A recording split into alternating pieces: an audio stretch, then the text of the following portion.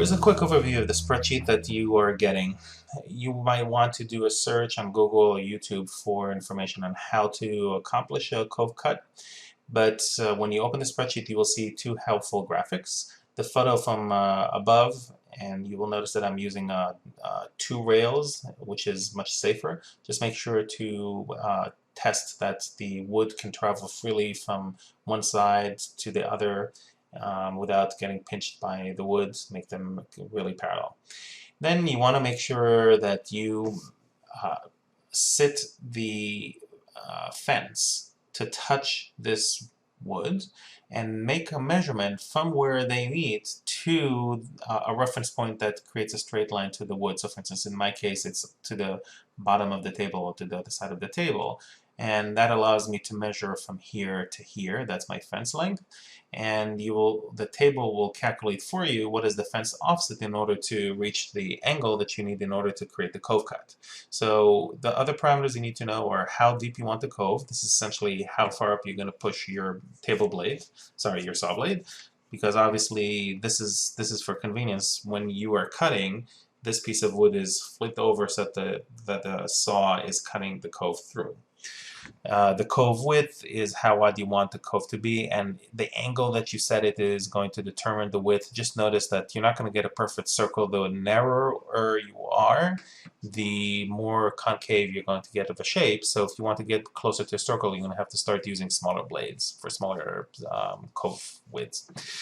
And for the setup, put in the diameter of your saw. In the US, most saw blades are 10 inches, so that's 254 millimeters. By the way, I gave you a little calculator here that you can use, so you can put in, how much is 12 inches, that's 304, 305 millimeters. So, but this is just a calculator. This doesn't affect anything. The kerf size is how thick your blade is. I'm using a thin kerf blade, which is 2.5 millimeters or 661 or something close to that. And then the fence length is that measurement that we took from the top to the bottom. And then to generate the table, this will allow you to create a table with multiple entries. So the widths that you want, and if you know they're going to go no more than 50 millimeters wide, then you can decide how many steps you want to be able to see so that you can see measurements. In my case, the cove width, is starting at 5 and in steps of 3.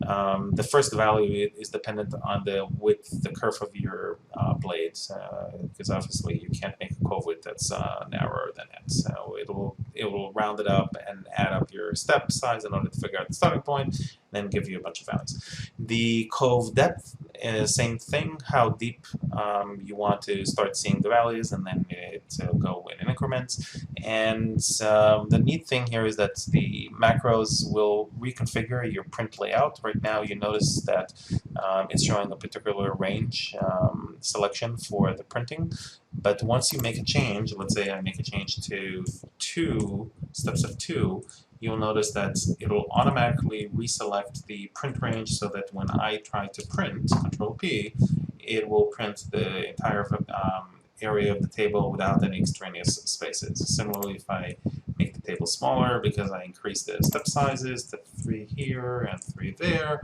you notice that the selection is smaller, and when you print, you're really going to have 2 pages.